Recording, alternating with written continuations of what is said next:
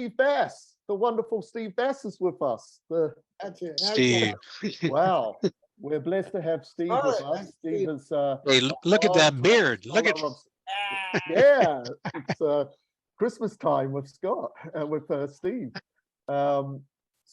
Steve is a wonderful sacred geometry scholar, and we might hear a little bit about his book later on.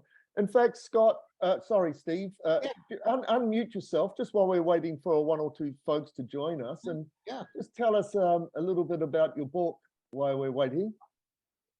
Oh, well, the book is actually doing pretty well. It's called Beauty, Memory, Unity, and it's based on work that I did over the years with a number of people here in New York, and with a fellow named Keith Critchlow, who sadly has passed away now, but he took me through certain works of Plato, and allowed me to understand things kind of behind the scenes, as it were, reading between the lines of what people thought in the ancient world. And I was able to create a system of drawing classical architecture and architectural elements based on these Platonic ideas. And so that's kind of what I've been doing for a while. Steve, maybe... it's an excellent book. It's really well done, and Keith Critchlow would be very proud of you, Steve. Thank you, Scott. That's nice of you to say that. Steve, you know, in the chat window, you can put the exact title of the book and the name, and I don't know, can people get it off Amazon or? Yeah, Amazon is fine, and you can get it from the publisher or from really anywhere. I think it looks like probably everybody who is going to make it live today has probably shown up by now. And thanks for showing up, guys, because it's just great to have the community back. I'll quickly introduce myself. Roger Green, Director, Founder, Academy, Sacred Geometry, but other folks might know me through the Academy, Healing Nutrition, and also the Breakthrough Technologies. And with the Verify, Breakthrough Technologies and the Verify, we've put on several conferences over the last decade or so at various locations. And I've also sponsored the Sacred Geometry Celebration, which has been primarily in New York.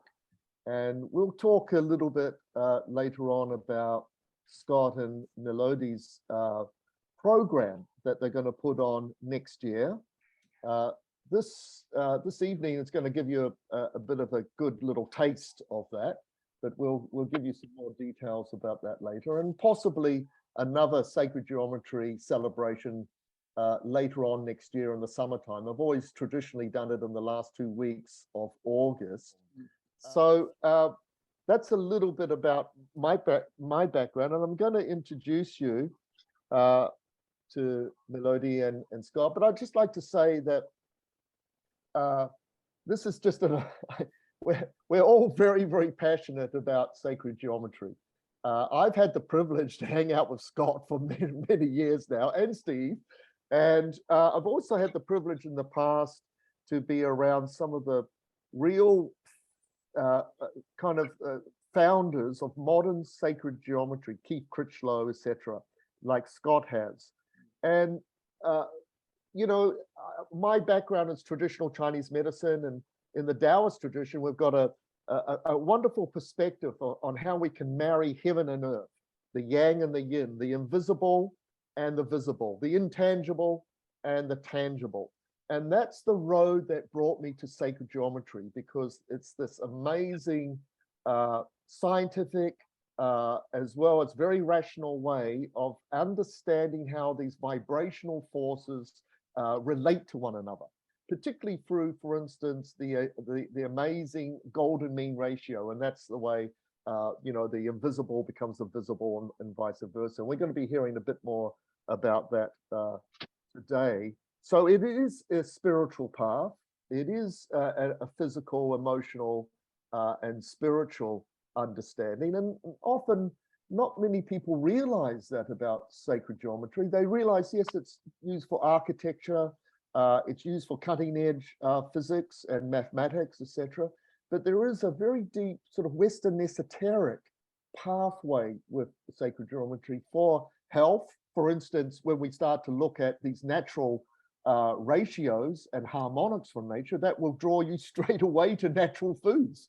You want natural foods, you don't want chemicalized artificial frequencies and vibrations from our modern food source. It brings you to the study of truth and beauty, and all of these amazing things that we're going to be hearing about today. So look, I'd like to start with perhaps it'll be, I think, Melodi, you're new to the community here. You've been, we'll start with your background because we know a little bit about Scott, but it'll be wonderful to hear from you because you've actually been in the background of the Academy of Sacred Geometry for several years. And you've got this CV like the length of my arm, everything that you've been up to. So it'll be just great to hear a little bit about your background, just for a couple of minutes. Then we'll hand it over to Scott to hear about his background. And then we're going to get into this amazing presentation that the two of them have conjured up. And we'll hear about their amazing activities just that they recently did in Peru. So, Melodi. Hello, everyone. It is really nice to be with all of you, all around the world. And so I'm from Istanbul, and this is my hometown. And I have been learning from my city, from my nature for a long time, from my childhood. And I had been doing with architecture from we will mention this in our background explanations. But my mainly connection is from the understanding of architecture and the space that we need. And it leads me to dig more deeply on understanding the nature's principles. So after a while with the scientific research, I come to the point of the connection of the nature's language, which is based on totally the sacred geometry. And in 2016, I have been participated to Sacred Geometry webinar. And I was really lucky that Roger Green let me in this wonderful webinar. And then after in 2017 or 18, I don't remember the time, and we had a really wonderful Sacred Geometry meeting in Izmir, which is led by Tufan Güven. So we had a really big community and really met with the sacred geometry understanding all over the world. So now we really wanted to be in a community in this evening for me, noon for you, most of you. So I'm really happy that like 1 year ago we connected with Scott Olsen again. And we have been meeting with Zoom like for every week, and we have been digging more and more into sacred geometry and into really transformation. And so this is me.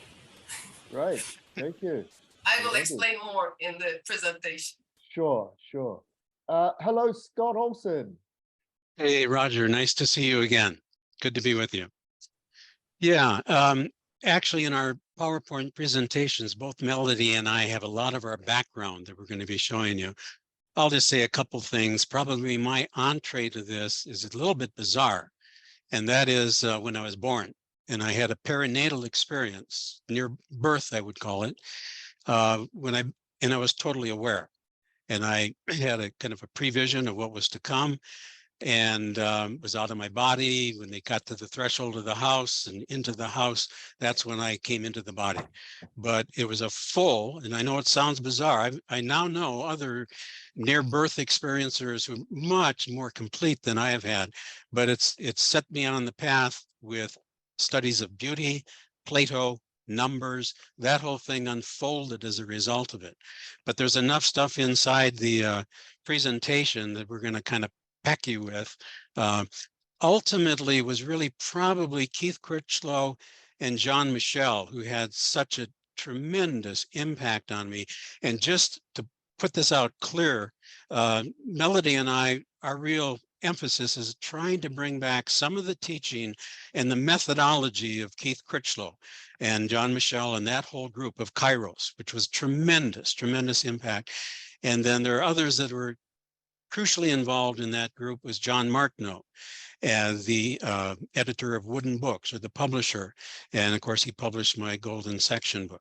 So that's kind of the entree. I could say so much more, but we have it all in the PowerPoint presentation. So let's, if you're willing, unless there's something else you want to add there, Roger. Roger and I have known each other for a long time, by the way, and we go back, and that's why I think the world of him. We've been in these esoteric quests together, hobnobbed together a lot, and really happy to be here with you, Roger.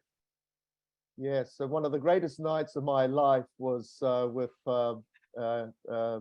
Mitchell in Glastonbury, about a year or two before he passed on, and drinking whiskey with you in Glastonbury with John Mitchell till about 3 o'clock in the morning. And that was one of the greatest times of my life, hanging out with him and you. And yes, good timing, Scott. Let's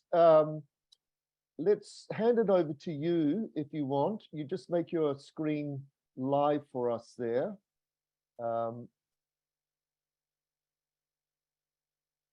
Yeah, it's coming up, Scott. That's looking good. And yeah, then of course, yeah, if you could go, yeah, and if you want, you could hit, yeah, perfect. It's coming up really, really nice, Scott. We can see it. It's looking good.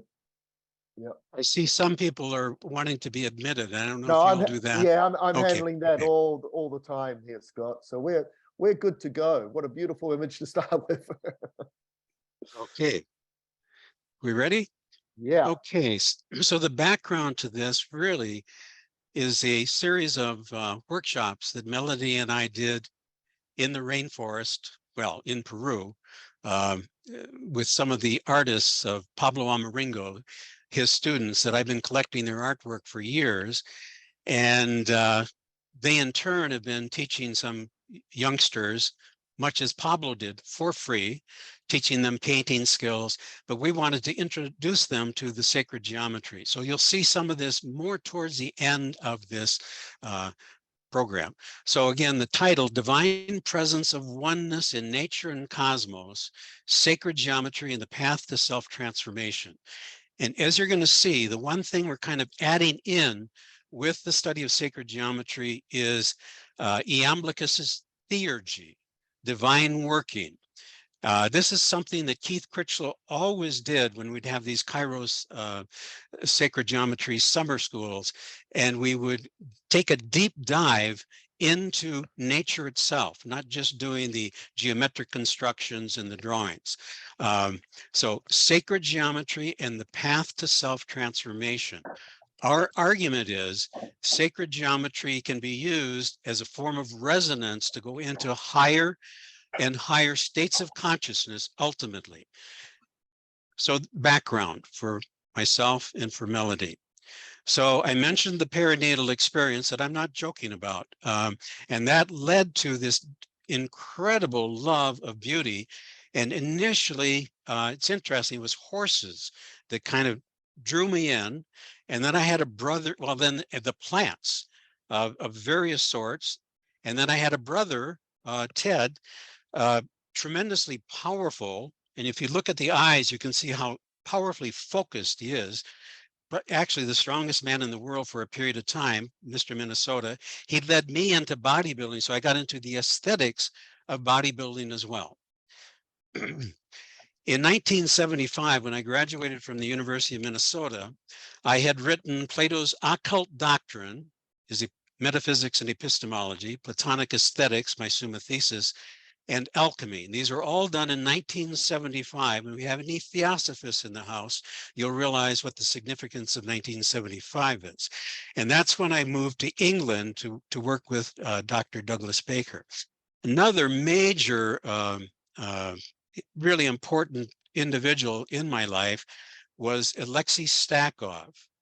Trying to get rid of these in the, sorry. Sometimes the bar gets in the way. So here is Alexei Stakov. He'd invited me to the International Congress of Mathematics of Harmony in Odessa.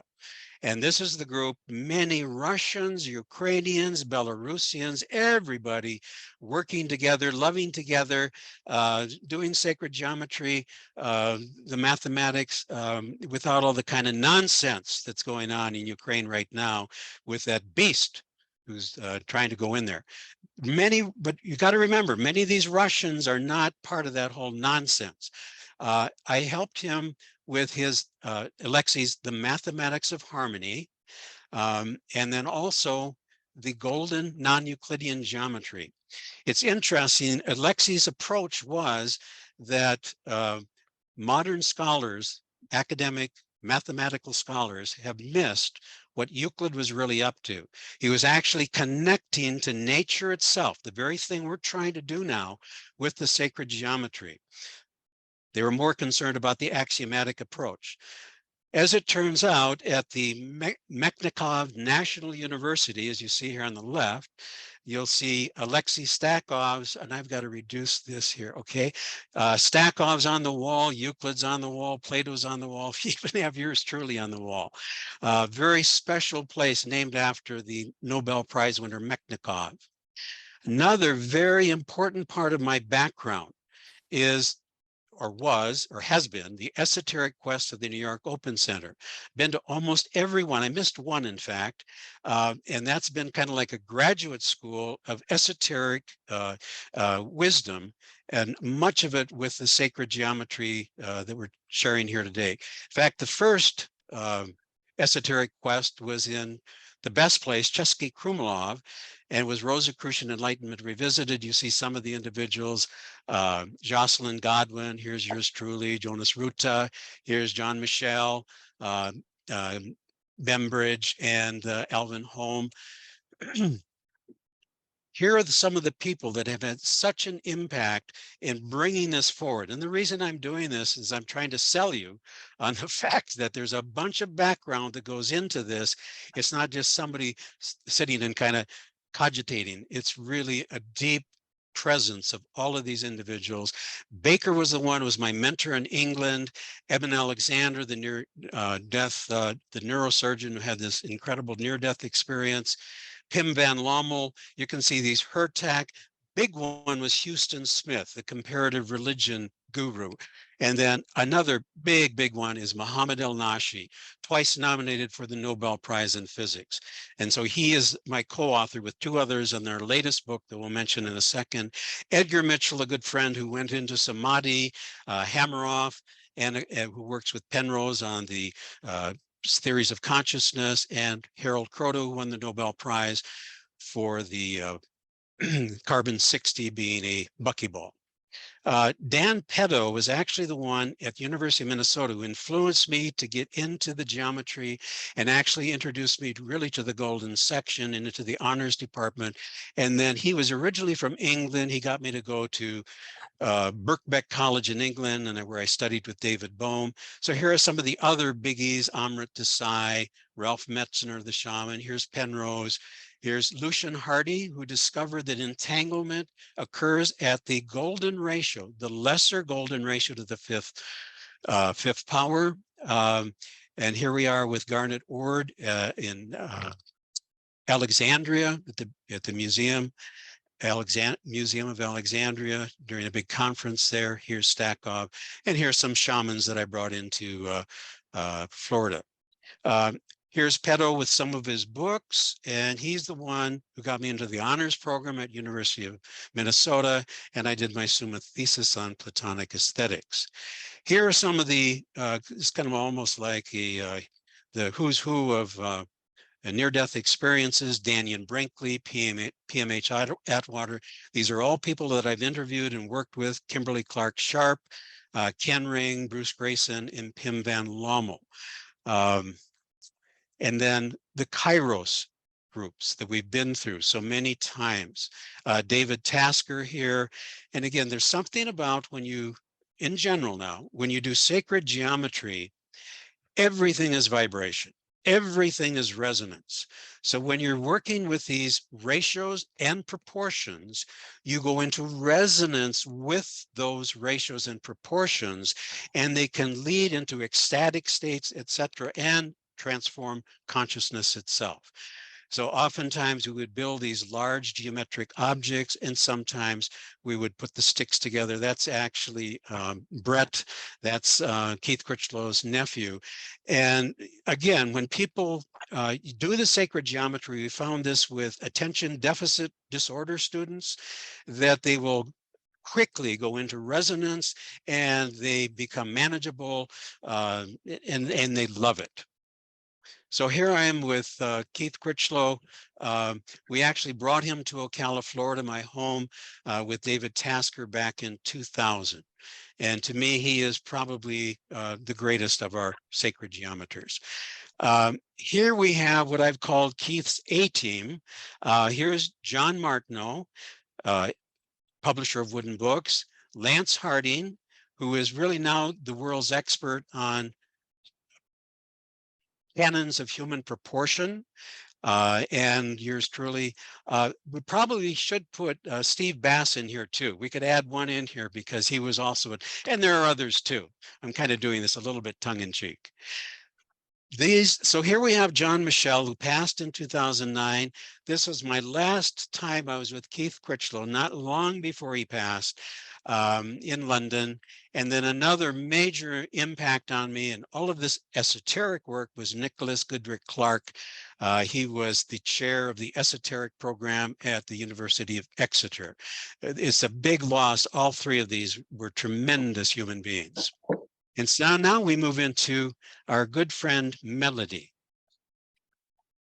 And let me say, yeah, let me just say that, again, just to add, Melodi contacted me back, and I think it was 2017. So we have been in contact for a period of time, and I have found her to be really a tremendous individual. I'm so glad that she's here with us, Melodi. Thank you so much for this honor. And like from my childhood, I want to start, as Scott also started. Like I was drawing like the mandalas from the spinograph, playing with this one, and I was doing like endless drawings with this. I think this really affected my life of seeing this way of thinking, like how a systematic order can really arrange something new and with an endless way. And like I decided to be an architect at the age of 12. So this is my school. I put this photo because the space is really changing our consciousness, affecting our consciousness, that we will describe later. And I graduated from Istanbul Technical University, which put me really into technical understanding of life. And I was really lucky that in the second year, I had a chance to be an exchange student in University of Miami. So I can try to understand the different cultural living systems, living styles. And when I was in Miami, I dreamed about going to Japan and starting my working life there. And it was a really wonderful supporting from my family also. So I went to Oriental Consultants, which was the most important engineering consulting firm, which was working with sustainable development. And in there, I have really taught about so many things. I climbed Fuji Mountain and I learned so many techniques, which was really possible with less material. And I had been working with understanding nature till 2003, because to understand deeply. And can we go? Okay. And so I was in the right bottom side. There is the Miraikan Emerging Science and Innovation Museum. And in that one, I heard the music of Earth. So it was really connecting me like with the Earth citizen, to be an Earth citizen. And for in the following years, I had the opportunity to go to Innovation and Finance Summit for the Biomimicry Europe. So it was the starting of Europe with biomimicry thinking, which is really understanding nature and applying to our physical world. And so in 2016, which really changed my life, I again go to Tokyo. So it was there was a gathering and a seminar about International Association Shell and Special Structures, which was my specialty of working with special structures. So I decided to focus on my innovation, which I get my patent in 2012, which was really totally connecting with the cell membrane analysis. And after this analysis of the scientifically approach, I come and to a really understanding there is a language in nature which is spinning and which is in mostly in the sacred geometry. So it leads me to work on bio-inspired kinetic systems, especially for adaptable structures, which was my thesis title. And I was working with spherical configuration, close packing systems, which is construction. It can be easy and lightweight and less material with synergetic thinking. So I decided to focus on the geodesic domes after 2016, and this year there was the sacred geometry meeting, and I participated from Tokyo, and so that was the really the focusing time for me to sacred geometry. And I was working with the proportions and ratios of the human body for a long time in 3D. And I developed a kinetic node, which called TOL, triangle of life, and which you can make all the geometries from just one unit. So you can make tetrahedron, cube, and this is my atelier, this is my studio. And just in front of that, I tried these structures and be able to build up these systems. And I'm still working on these Archimedean and mainly Platonic solids. So with the proportion of human body connection. And Buckminster Fuller have been really inspired me with so many different fields. And this year I was really lucky to have the Zoom meeting into global eco-village network. So I started to take the eco-village design education for sustainability and the permaculture design, which is the most important things that I'm putting into my life. And I was really lucky that I was participated to Buckminster Fuller's design science studio. So design scientists, to be a design scientist is the most important thing for a long time for me. And we developed the elemental Merkaba there, which is connecting with the body and organs and the space with Brian St. So we developed a place that really connects the yin and yang and the flow of the elements. So still working with the flowing. And I'm teaching at the universities for 2.5 years right now, and the title is Bio-Inspired Approach for Design Process. So and this is connecting with science and arts, which is really connecting the conscious. And also I'm trying to make some connections one with nature, one for earth. And these workshops for the children. And I have just finished a book with my friend, and which is connecting with the forms of the fruits and vegetables with the organs. And so these are the things from my studio again. And the last session, the last slide will be about the next slide will be about the products that have been developed with really understanding the knitting of nature. So as Scott is always saying, you are not just thinking of them, and you are also applying into material. So I'm trying to understand the structural efficiency of nature and apply it into our existing reality. And thank you, Brian, for sharing the link. And so this year I was really honored by Scott Olsen, and he invited me to Peru to make this workshops, which is really a big importance for me, with the visionary of Pablo Maringo. So we have been in there working with different things, different way of, not different, but new way of teaching the sacred geometry to Pablo Maringo's students. And thank you for this. Yeah, so this was a real pleasure to be able to finally get together with her and to be able to teach sacred geometry to the artists and then the artist students. So there's a foundation to what we're talking about today, and it's the grand unification of the sciences, arts, and consciousness, rediscovering the Pythagorean Plato's golden mean number system.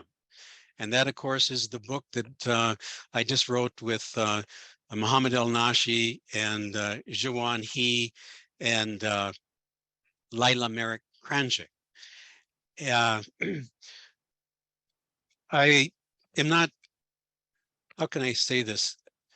I'm very, very serious that we feel that we now have really nailed it down, what the ancients, Plato was up to in that whole group, and his hidden second principle, the indefinite dyad. We now know it's very conclusive. We've actually shown how it works. And it's the greater big phi, the golden ratio, the greater version, and then the lesser version.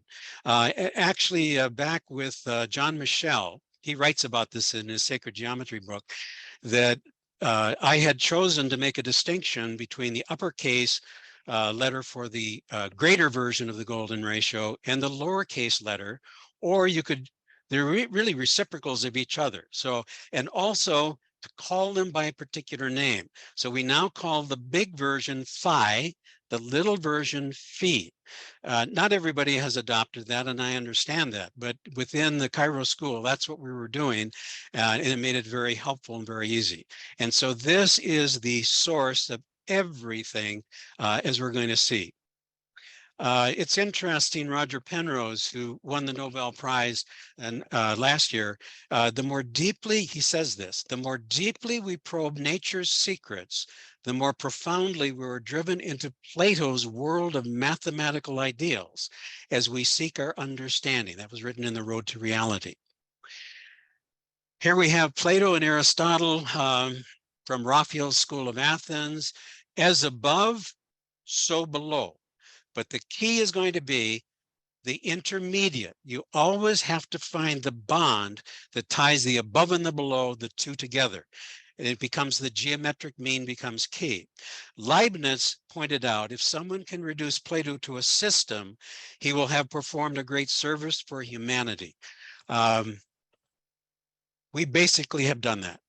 And it was the decoding of Plato's geometric secrets, realizing that he uses a method of logic called abduction, not deduction or induction, but I'll talk about this later on. He would set the problems, the anomalies, to the members of the academy, and they would abduct at a higher level the solution, the explanatory principle, which would explain things. Actually, Leibniz also would take roads that were not the normal road. And it was Robert Frost who was impressed by this when he wrote Two Roads Divergent with an I. I took the one less traveled by, and that has made all the difference. So here I am in Shanghai in 2012. I chaired the mini symposium on dark energy. Here are two of my authors, of course, Muhammad El-Nashi and Jawan He. Sophia Kovalev-Sayaya. I don't pronounce it quite right, but Sophia this wonderful Russian mathematician wrote, "It is impossible to be a mathematician without being a poet in soul." And furthermore, John Keats, the Ode on a Grecian Urn, "Beauty is truth, truth beauty, that is all you know on earth and all you need to know."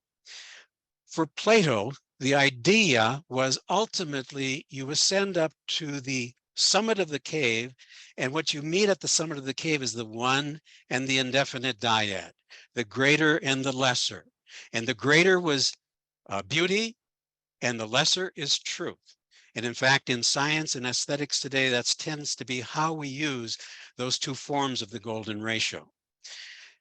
In section 13 of our new book, we write about anomalies and abduction, and it's Charles Sanders Peirce who rediscovered the abductive reasoning that was going on in Plato's Academy. In fact, that's what Einstein used. In fact, all the great scientists, if you really think about it, they don't just crank out consequences of what the present belief systems are.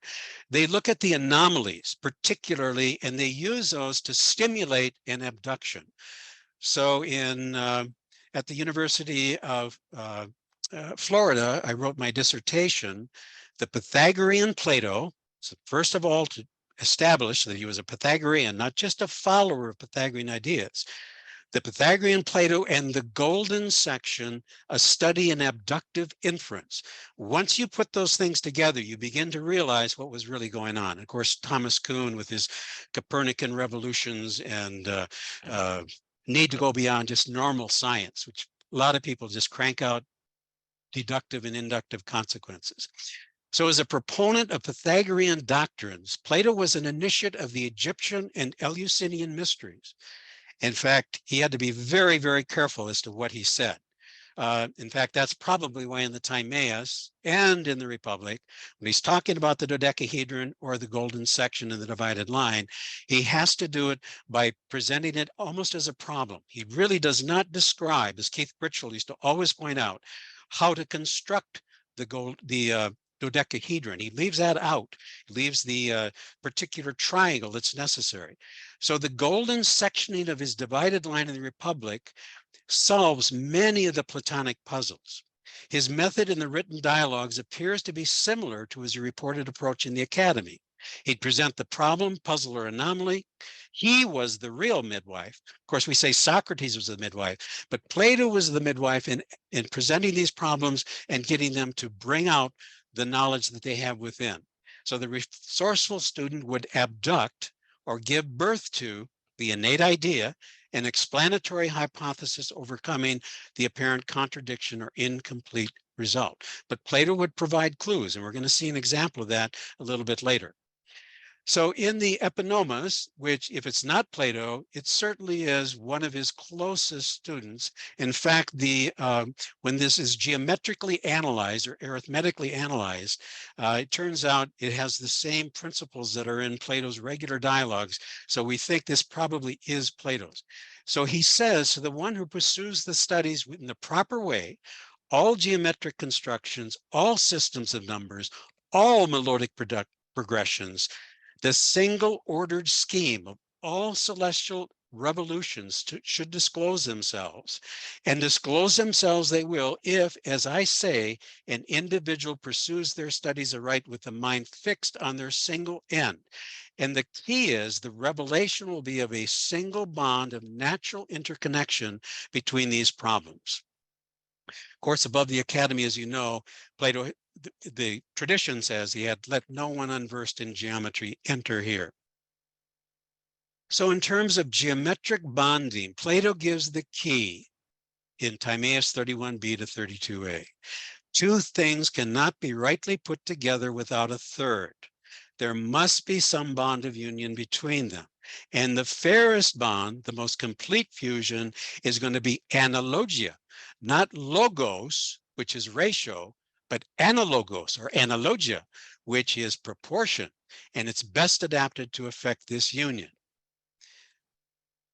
And so in the Republic, of course, he says, take a line, cut it unevenly.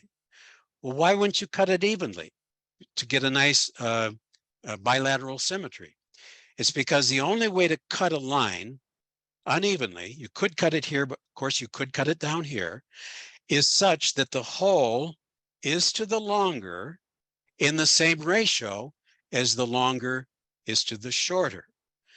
And of course, we know that if this is a human being with the head, the top of the head here and the feet here, this is roughly the navel. I measured students many, many years over and over again. What we did find was many Lucas numbers and Fibonacci numbers. So sometimes we are, just like the plant kingdom, we are Fibonacci and Lucas approximations to the golden ratio oftentimes. So when you take and cut the line, essentially what you get is the whole is to the longer is to the shorter. And here's the proportion. The whole is to the longer in the same ratio, longer is to the shorter. Big phi is to unity or 1 in the same ratio as 1 is to little baby phi. So we now have the 1 and the indefinite dyad, and this really begins. This is the primordial scission that Plato was taught about in his Egyptian initiations, because that's how the Egyptians used the language. There's the first cut, and that's what then fractalizes. That's what generates the whole process. That first cut leads to this essential trinity of the 1 and the dyad. So we have our 1 and indefinite dyad, and what we're finding in the foundation from our book, and really it's coming out of the mouth of Muhammad El-Nashi, who's been spouting this for some time. He's absolutely right. The golden mean number system is the lingua franca of nature. So as William Wordsworth said, come forth into the light of things, let nature be your teacher. So we'll now let Melody be our teacher. Foundation, deep look. And we're going to see in a second how this is the beginning stage actually of theurgy. Melody. And I can really say the biggest mentor is nature for me for a long time. And I'm trying to really get deeper understanding of nature and try to connect and try to see how is the nature's principles that nature is using. And as Einstein says, look deep into nature and then you will understand everything better. So it's really understanding, and going deep is really by deep looking. So when we see this slide, we can see so many similarities, but especially we can find symmetry, asymmetry, repetition, pattern, order, and lightweightness, and durability, and transformation, and most importantly, the adaptation. So this is really how nature is working. And so as we see this one as the shell, so we mostly think that shell protects, but most importantly, shell also supports and also let the animal, the living being, for growth, allows for growth. So shell is not just for one reason. And in nature, there is always purpose and reason behind it. So, and there are so many functions behind that, and the way that we see really opens our consciousness to really understand the deep looking is the way that how it is connecting with reason and purpose. So from my childhood, like I was really collecting so many natural structures. So my home is really full of them and still collecting them.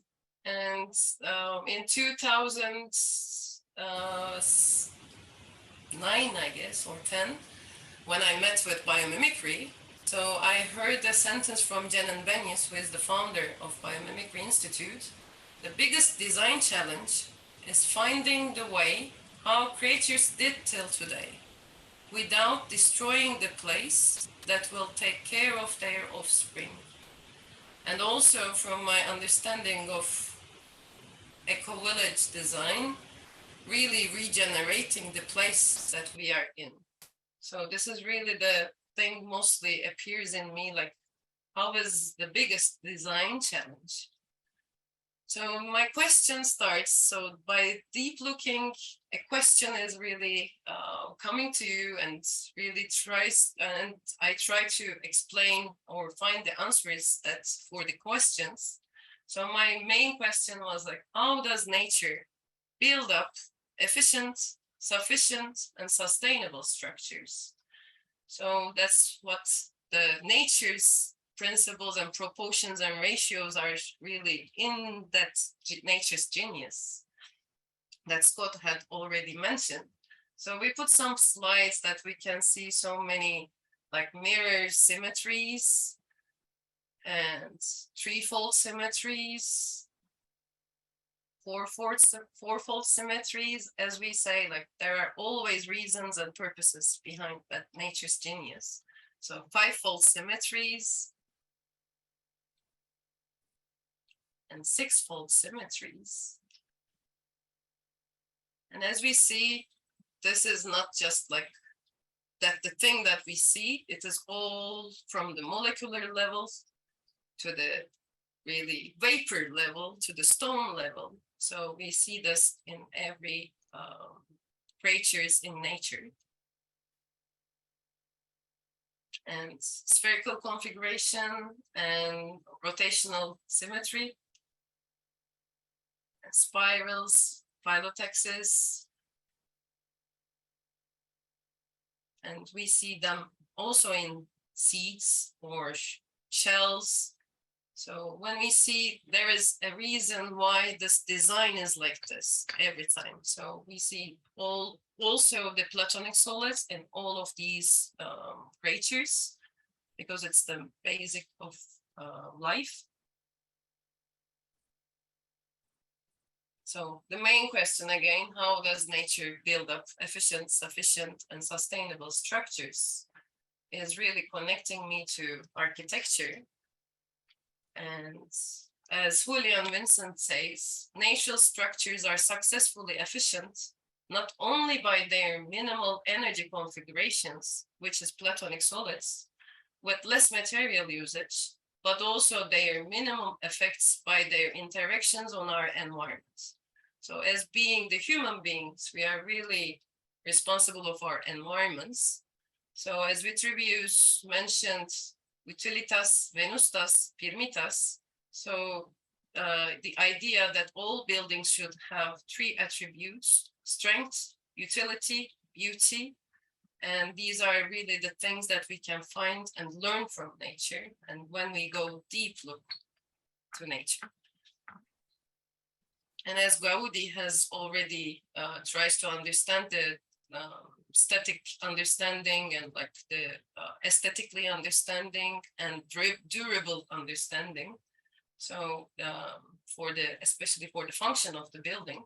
So we can learn so many things with this applications. And also Fraiotto try to examine the bubbles and how the lightweightness of structure can be. So we are really need to not to load the earth. We can really make lightweight structures as nature is doing. And also Buckminster Fuller have analyzed so many different structures from nature and applied into geodesic domes, as we know. And he really tries to understand the diatoms and the principles that diatoms really lead to new innovations into chemical understanding of fillering. So Buckminster and Fraiotto is one of the leaders who tries to analyze the process of the natural forms in the perspective of lightweight structures to apply in large span for sustainable environment by using less material. And also from Buckminster Fuller, I started to understand the tense and integrity systems. And with his wonderful philosophical explanations in his book, so Operating Manual for Spaceship Earth, as being the Earth citizenship, we have duties to make. So that's the thing that I'm following. And as he mentioned, like, I'm not trying to imitate nature. I'm trying to find the principles she is using. And also Kate Critchlow is a student of Buckminster Fuller, and his book Order in Space really highlighted my way of research. So the Kairos also is really the way that we can really highlight our environment. And also in this year in Design Science Studio, this sentence really highlighted me, like, really, wow, this is really a big shift in my mind, because as I mentioned, like, really the spaces really affects our thinking. They say a sentence like, spaces architect the mind. So really taking care of our environment, taking care of our spaces is really crucial for our understanding of our connection with our surrounding. And also spaces transform the soul. So we are really thinking of this self-transformation. So that's why I want to bring this connection of space. And as we know, the connection of brain cell and the universe is so micro, as above, so below. So they are really connected. So this is really affecting our consciousness. And I was really lucky that in our Peru visit, in our Peru travel, when I was traveling on the rivers, which is connecting to Amazon, I had a chance to read this book, True Love. And it started with deep looking. And I want to put this one into this seminar. So deep looking into our own nature and our relations. So as he mentioned, I want to read a bit. Training is needed in order to love properly. And to be able to give happiness and joy, you must practice deep looking, directed toward the person you love, toward the environment you be. Because if you don't understand this person, you cannot love properly. Understanding is the essence of love. What must we do in order to understand a person or surrounding or environment? We must have time. We must practice looking deeply. We must be there, attentive. We must observe. We must look deeply. And the fruit of this looking deeply is called understanding. So love is a true thing if it is made up of a substance called understanding. So that's why, like, we are, especially with the presence, to be present is really connecting with deep looking. So this deep looking that Melodi is referring to is really the part of the essence of theurgy, divine working, putting things into action. In fact, what she is describing in her work is really, we'll see, is the first level of theurgy, but we'll see that in a second. So it's Iamblichus who said, who advocated this divine working as an ancient technique for transformation of consciousness by achieving resonant identification with the divine energies present throughout nature and the cosmos. So again, everything is vibratory, everything is resonant, and it's questions of identification. Let me just move a couple items here, sorry. So according to Iamblichus, we use these ritual actions to resonantly identify with the aspects of divine source. He called these numinous tokens or signatures, synthemata, and progressively one ascends from the material, which we started with here, the objects of nature, upwards to the non-material ratios and proportions, abstracting them right from the sacred geometry we do, that ultimately leads the soul back to the divine source itself, back to the one. So again, these three stages, the lowest are the stones, the plants, the animals. And this was really helpful, the way Melodi helped the artists in Peru and their students dig deeply into nature. They'd already done this with Pablo Amaringo, the artists themselves, to a certain degree. But this was another way of really integrating it before we started doing the geometric constructions, etc. At a second level, there are sounds, chanting of names, or visual images. These are considered to be purifying. At the subtlest level, sacred geometric shapes, ratios, and proportions could join the soul with the archetypal realm of numbers, bringing it closer to the one. In fact, Iamblichus recognized this as a kind of alchemical, which is what it is, by the way, transformation of consciousness involving fire.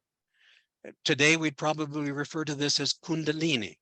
And the goal, he would say, of all theurgic ritual was the ascent to the intelligible fire. In fact, he referred to theurgists as the true athletes of fire. For the theosophists in the group here, Helena Petrovna Blavatsky revered the work of Iamblichus. In fact, she indicated that the highest form of synthemata, the ratios and proportions, are what are revealed in the mysteries. On mute. As she said, this is a theme that is consistent with the reported experiences of initiates throughout the mysteries. Clearly, Plato writes about this. In fact, he was severely criticized. He was visited by the Nocturnal Council. As Keith Critchlow reminded me at one point, that that's not something you want to be visited. You don't want to be visited by them. But he denied it. He denied it actually in his 7th letter that he gave things out. But for those who have eyes to see, he gave the hints, the anomalies, the clues in the dialogues, and you can abduct the solution. Let's see, I'm not sure who is. Muted me. Yeah, you need to be muted. Theurgy in the Soul by Gregory Shaw is the best book that I have found. A tremendous document for anybody who wants to understand theurgy and its role. And of course, everything is resonance. We have the morphic resonance of Rupert Sheldrake. And this is a photograph of the bottom of a tin can resonating at different frequencies. They're actually holograms of the tin cans, probably from Dennis Gabor's laboratory. These are some of the first holographic images ever made, but it shows you how sound manifests in physical form. So we have our 5 regular solids, and notice over on the right here, 3 of them all are composed of equilateral triangles. The tetrahedron, which represents fire, octahedron representing air, and icosahedron water, all of them have root 3. If you bisect the face, you bisect the equilateral triangle, that's where you're going to get your root 3. The cube, of course, or hexahedron, made up of 6 faces of squares, if you take a diagonal of a square, one of the faces, you get your root 2. But what's really odd is what Plato considered the most important, that gave the beauty and structure to things, the cosmos itself. He didn't give the description of the triangle. He gives us root 2 and root 3, but then he says this. Anybody who is still doubting whether he used anomalies and abduction, you read this and you realize right away, nonsense. These then we assume to be the original elements of fire and other bodies, root 2 and root 3 he's talking about. The principles which are prior to these, deity only knows, and of people, one who is a friend of deity. Anyone, here's the hint, anyone who can point out a more beautiful form than ours for the construction of these bodies shall carry off the palm, not as an enemy, but as a friend. He who disproves what we are saying and shows that we are mistaken may claim a friendly victory. Well, that's essentially what's happened. We've done it, and it'll never be the same again. He brings us up in Timaeus 53a to 54b. In fact, in the Timaeus, he hints there as well. He's always giving clues. You know, the Timaeus begins 1, 2, 3, but where's the 4th, my dear Timaeus? Well, there were 4 people that were there the day before, but 3 have now shown up. But this is Plato's way of using multiple meanings for his puns and his puzzles. Because if you read Speusippus, in fact, read the Timaeus, you find that the equilateral triangle, unbisected, represents unity or one, wholeness. Then the root 2 you have here, as we saw with the square, the diagonal of a square, root 3, But where is the fourth, my dear Timaeus? The one that is necessary to build the dodecahedron. And whether this is it or not, that remains up for grabs. These three special ratios, √3, this is Keith Critchlow now, √2, and the golden mean are directly related to the triangle, square, and pentagon. They recur consistently throughout the proportioning of the great sacred buildings of mankind. So for Critchlow and Michel, just to remind you, there are two levels. There's the above and the below, the macrocosm and the microcosm, but as Keith always pointed out, mesocosm. And what's the mesocosm? Sacred geometry, architecture, music, the quadrivium, the thing that ties us, bonds us up to the above, bonds it to us. So as John pointed out, there are these three levels: man, the micro, the cosmos, macro, and the meso, the temple in the middle. Man, temple, and cosmos were therefore seen to be identical. And on this understanding, the entire philosophy and science of the ancient world was founded. So the whole idea then is to find in our sacred geometry, in our architecture, our design principles, something that will tie the above and the below together, to bond it, to make it one. Dimensions of Paradise was the book where we see this. So we find that sacred geometry is, in fact, well, leads to nature's language. It's really the golden mean number system that's going to be the language itself. Now, there are many different definitions people give of sacred geometry. This is one, just kind of a part of the essence of it, that sacred geometry is the fractalized unfoldment of the many out of the one, and the resonant reconnection of each of those many back to the one.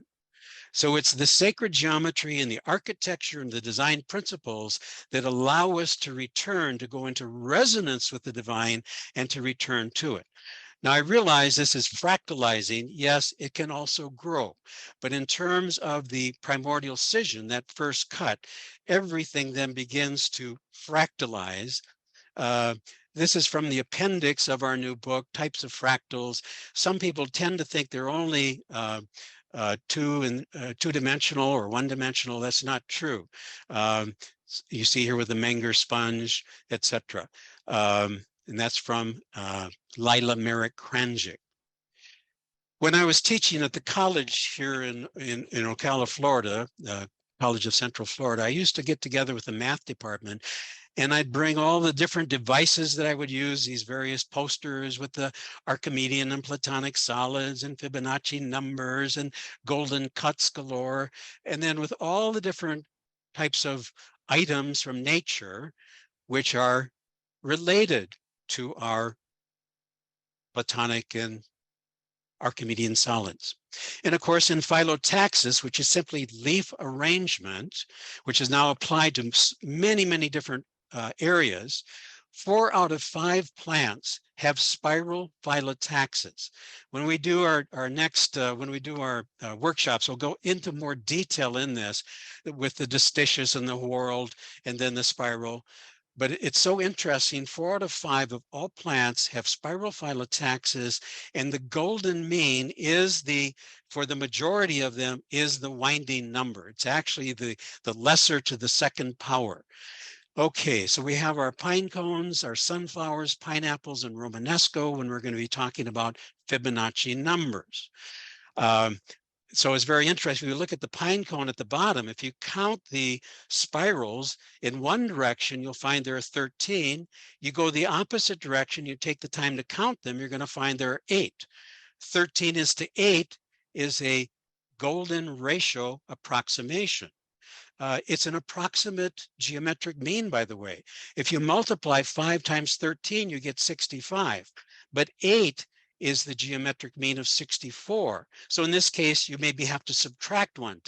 So this is how nature actually takes these incommensurable numbers and works them into numerical systems. It's not just Fibonacci, it's Lucas as well. If you went down one level and you had 3, 5, 8, you'd find that 5 is the approximate geometric mean of 3 times 8, which is 24. So you subtract the one there. So you alternately add or subtract one as you go through the series. So here we see it. You make ratios out of any two of the Fibonacci numbers. And so you're ranging from 1 to 2 very quickly. 3 divided by 2, 1.5. 5 divided by 3, 1.666. 8 divided by 5, 1.6. So it goes up, above, and below with the golden ratio in the limit. If, on the other hand, we reverse these and took the smaller number and divided by the larger, we would move towards the same number here, the golden ratio less 1. It would be 0.6180339. So those are the two guiding principles throughout nature, the greater and the lesser with unity, that actually does everything. So that's why if you look at these numbers here, 5, 8, 13, 5 is acting as the lesser, 13 is acting as the greater, and 8 is unity. And so we see this, the head of the sunflower is really the golden key. My gosh, you can't, oops, gotta go back. Something is missing. Okay, sorry. I can't get the bar this way. So here are the Fibonacci numbers. A lot of people aren't familiar with the Lucas numbers. They are even more incredible, closer to perfection, actually, as I see it. But that's for a future workshop. Okay, John Martineau, in his little book of coincidence, makes this really startling observation. Others have done it as well. If you take and put the sun in the center here, and you connect the dots up from Earth to Venus, you draw a line every day. After 8 years, you get this pentagonal rosette. But on Venus, that's 13 years. 13 is to 8, as 8 is to 5. So what's happening up above is what's also happening down below in the plant kingdom. So we see the same thing where the human body is really a symphony of golden proportions. And by the way, I should have mentioned this, even though I didn't put it into the presentation. Earlier on, I worked very hard to figure out how root 2 and root 3 are manifested out of the two golden ratios, the greater and the lesser. And that's called the golden chalice. And that's in both the golden section book, and it's in our new book as well. But notice here, and this is after Schneider, that each of the phalanges are in golden ratio proportion. Oftentimes you can use these calipers like this. You can construct them using maybe even Fibonacci numbers. And golden calipers like this that have the 3 prongs are really special. Actually, Melodi was behind creating these with the artists in Peru in the workshops, and also with the children creating these. So at Chapel of Sacred Mirrors, we did a workshop together. Lance here was we're using the big golden calipers here. We did a workshop on the golden section, the canon of human proportion theory and practice. And here we are at COSM, and here we have the E8. Here's Alex, Zachariah, Gregory, Dan Duddy, and here's Lance Harding. If we do a future program of the advanced form, which we plan, we probably are going to get Lance involved again, because he is so good with the sacred geometry. So this then leads into Melodi. I'll let you take over. Are you there, Melodi? Are you there, Melodi and Scott? You can hear me? Yes. Yeah, we're about halfway through, so it would be good to just take any questions live, from our community here, just to give people a chance to digest a little bit before we go on to the next stage. So can it be just finishing like 4 more slides, 5 more slides? Okay, So sure. before self-transformation, so we can have it. Is it okay? Yeah, that'll be good timing. So let's carry on then. Okay, perfect. So as Scott have mentioned, for like as above, so below with the connection. So I just want to say also, this is the first part, like it connects me with the cell understanding, cell membrane understanding with the sacred geometric connection because of the growth mechanism behind it. And it is also in molecular level and also DNA level that we can see sacred geometric arrangements. And so the next slide is about also the Earth connection. So we can see this Earth grids, the planetary grid system as the sacred geometric connections, as the Metatron's cube is like connecting all of them. And the next slide, as we see, like as Scott have mentioned about the astronomy, so we see it all around the world. So it is also ageless wisdom that we are really seeing it through time. And it is also connecting with our daily life and daily routine. So like the circadian system, we can see the sacred geometry of the links of the elements also. And in music, so sacred geometry is everywhere. And especially in the cyclic systems. And at the right side, it's my first time that I saw it, like sacred geometry is connected to the rhythm of the sun. So like the sunset, sunrise, so the solstice. So it's really important, like we can, this is not just a geometry, it is a geometry of line and circles. It is really all around us. So, and especially for the Taurus understanding, the Taurus understanding is really the next slide. So the flower of life and into the 3D, 4D, and more dimensional understanding. So it is connecting from all universe to even in our eyes. So I want to connect this slide, especially with the deep looking. So it's really connecting with all of them. And starting of harvesting. Roger? What's that? Mhm. And the questions? Okay, well, what we could do, Scott, is unshare your screen. We'll just come back as a gallery, as a community. Oh, that's good. So folks, you can always, so Mike's got his hand up there, and I'm just gonna unmute you. There you go, Mike, you've unmuted yourself. Charles, that was wonderful what you had to share with Lindisfarne. And maybe I could just mention something that happened to me at Lindisfarne Chapel. I used to be out there with Keith during some of the Cairo sessions. But I went to Lindisfarne Chapel on my own one day. And by the way, as Keith and Robert Lawler would discuss, that was built from the top down. They began with the top. There was no metal used whatsoever. And all sacred geometric principles were used. And it's the most incredible cavity for sound and resonance. But I remember going in there one day when nobody was there. And I walked in one morning and I noticed the hair on my arm stood up on end. And I thought, wait a minute, I'm just imagining this because I know this is a special place. I walked outside, walked back in, there it happened again. Later, I found that the Zen monks had been chanting in there in the morning.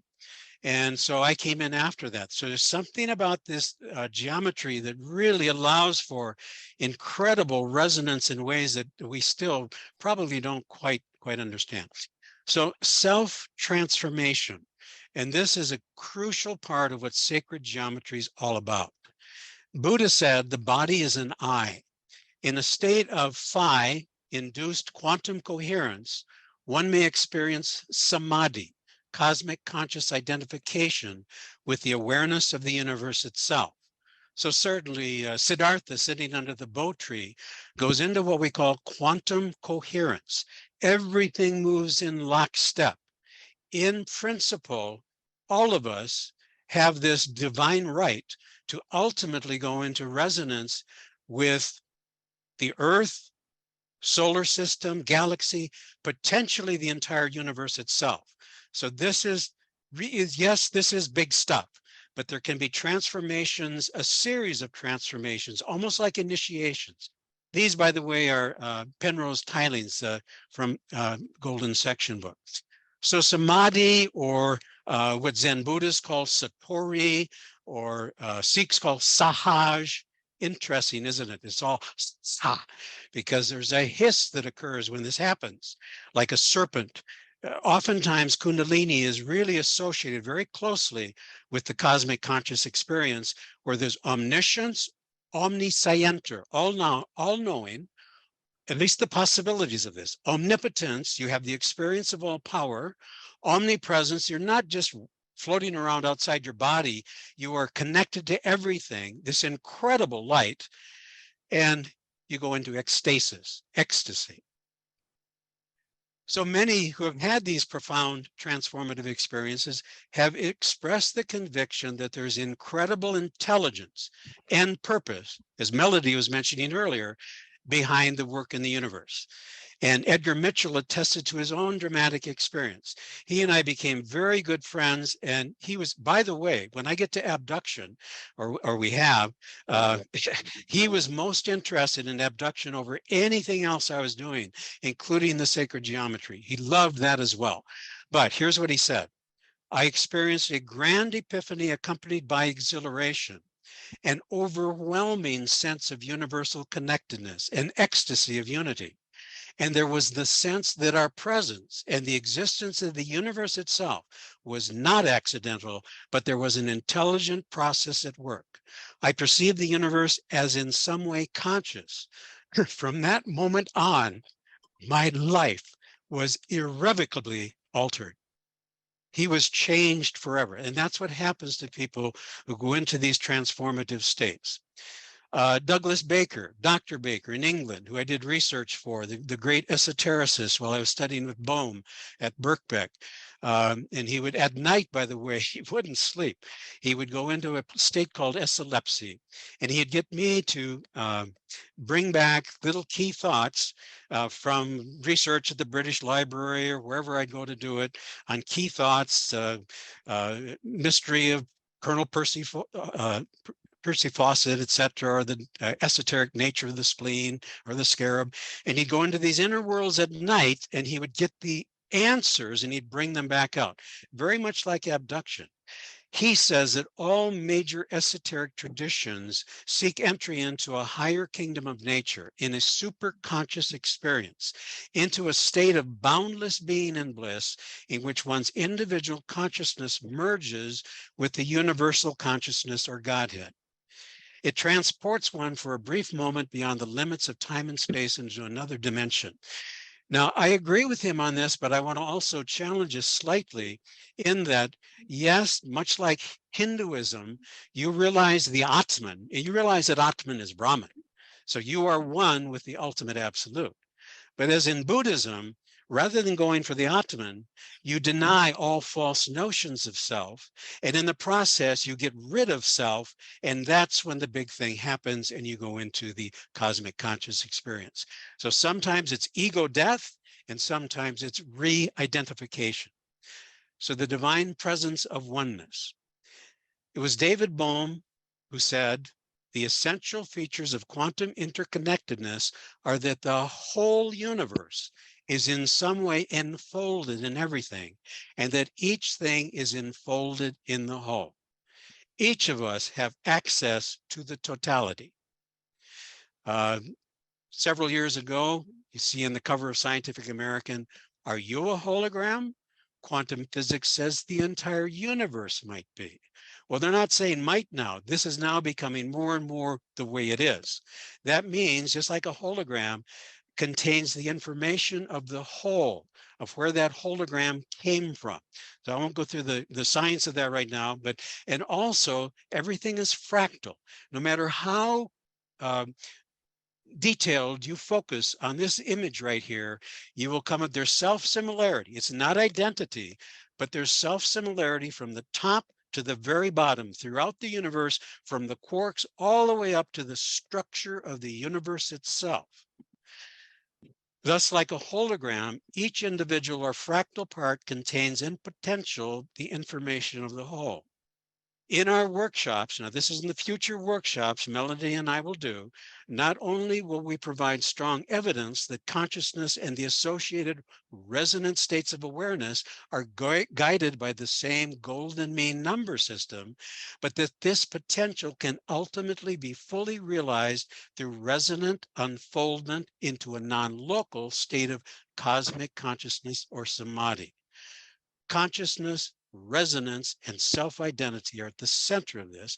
In fact, when I presented with Edgar Mitchell back in 2005, he was doing Frontiers of Consciousness studies. I was tutoring the same principle: consciousness, resonance, and self-identity. We recreate our identity, or re-identify. And so, Melodi. And so as this is really connecting with the part and whole relationship, and this is the unity, like to feel the unity, all parts need to feel the wholeness as well. So this is the synergetic system that is occurring in wholeness, so that we will really try to experience it and with our own bodies and all our existence. So this is the connection, like how one become many, many become one. So this is the one that I really want to add for the oneness of like part and whole relationship. And the workshops we will describe right now. One is the ones that we have done in Peru, and with the future works that we are planning to do. So we have done workshops in Peru. One more back, please. Okay. Oh. So we have done like 4 different, the main workshops are for 4 different states, and one for the Neo-Amazonian artists. And we did 2 workshops included in this one. And for Noah students, which is one of the Neo-Amazonian artists, and he is the visionary of taking Pablo Maringo's vision into now. So we did Noah students, Joel Luis's students, and Royson's students, like each 3 days workshop. So we will share some photos from there. And our title was Ratio and Proportion in Nature's Geometry. And that's the one that we want to do in honor to the great teacher, Pablo Maringo. So this is my first meeting with Pablo Amaringo, the great ayahuasquero painter, visionary painter who taught so many young people, disadvantaged children. They gave them their art materials, and he would teach them about nature. And much like Melodi is emphasizing, this whole notion of total immersion in nature. That's really what he was doing. But we did it again with the artist this time around. Actually, when I told him I wanted an illustration for my golden section book, you'll find this in my golden section book. Of course, it's in black and white, but he knew exactly what I was talking about when I was talking about the pentagonal symmetries. So these are our visionary artists who were students of Pablo Amaringo, and they are tremendous artists nowadays. But now we've helped equip them even further with some very, very special techniques with the drawings, and also sculpting things together. From left to right, Melodi, you may have to help me if I miss on any of these. So we have Yasmino, who is, sorry, Jose Luis, Yasmino, David, and you, this is Miguel, and this is Royson, and this is Alfredo Zagasita, and here is Denny, and here is Moro, this is Roxanne, this is Noe, and this is Enner. Enner is the oldest of the students. And the ones we did the workshops for, we did for Noe, and we did for Royson students, and we did for Jose Luis, who uses the name Yes. Go ahead. And they are holding golden ratio rulers right now. Yeah. So we did these ones individually, and they take them with them. So yes, so this Melodi, that was part of her training with them, is to give them, help them build these golden ratio calipers that they can then use in their artwork. So here is, again, some of the, this I think was the first workshop we did with the artists. Yes. It was kind of self-explanatory, unless you want to say something, Melody. And they were very happy to do this. This was, it was a big success. And of course, we did everything for free. This is what Pablo Amaringo did for the students.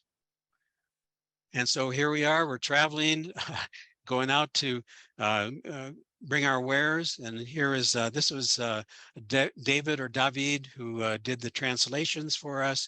And this is some of Noe's group. And you see, we'd put the charts up on the wall as well. And you see Melody is pretty happy. We connected Yes. all these knowledge with the ratios, proportions, and the geometric knowledge with nature. So they drove and analyzed the geometries behind them. So oftentimes they would begin, they would draw the freehand figures from nature itself before we did the compass and straight edge drawings. And here again, you can see. And this is Jose Luis. So the place search for enables us to make a circle, and we started this 3 days workshop with a circle, and we examined the nature, and then we drove with compasses, and then we connect all these knowledge with the golden ratio ruler, which I'm saying like this. One thing that's interesting about Melody's technique that I've learned is this whole notion, and of course I've been a teacher for what 33 years at the college, and but this whole notion of creating a circle and getting an integration with the people as they're doing their deep dive into nature is also with each other. So this was really a kind of a communal arrangement. It was beautiful. And this is with Noe here. This was Don Luis's place, and this is Don Luis. Now this is interesting here. Pablo Amaringo selected 3 students from the jungle itself, from tribes. One of them was Royson, and Royson brought Melody out to meet some of the students out there that he's now training and teaching. And Melody, this is, you talk about this. So it was really a big honor because the school of Pablo Amaringo was in that area, in that jungle area. So it was really like to be back to this, really, the school's area was really special. And I had, this was the smallest child, like in my class also, it was really honored. So they really examined the nature and put it into the geometric understanding. So it was and Royson was really happy to connect with them also with this workshop's availability. You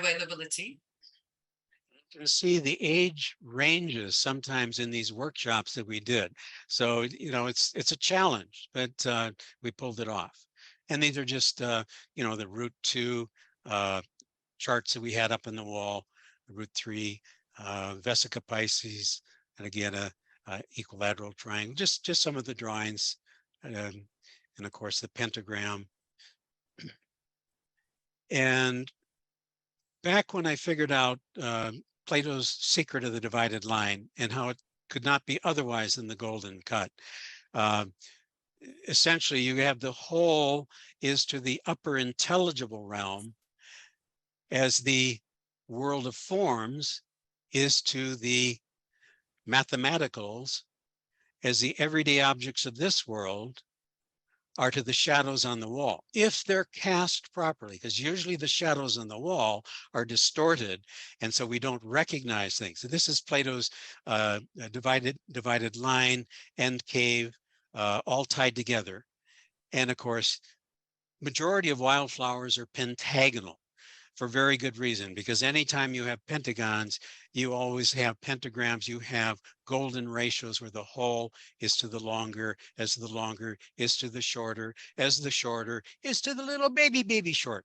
So again, it fractalizes, it continues to subdivide into these same golden powers. And these are the tools that we the equipments that we used also, like the Platonic solids, and also we did analysis in deep looking into nature, and golden rulers, and our rainforest resonance and the golden section understandings. Which is taken from my golden section book. These are all pages from this book. But also I should make mention, because Michael Barron was such a class act out in Colorado, Crestone, and they don't produce these anymore, but these geomatrix die cut paper models are incredible. And we use those as for design. I found a copy of this in, actually they're doing them in Japan. I saw it at the Bridges conference in Enschede a few years back. And future workshops. We are planning 3 steps future workshops. And first will be online, which has 3 steps inside it as an introduction to the divine presence of oneness to start with. And the second will be the intermediate, which we are planning in to be alive in New York maybe. And the first one will be online in March. We are planning like this. And hopefully Roger Green will mention all of you about that. And the third one will be the advanced part, which will be alive also. And we are planning for these ones.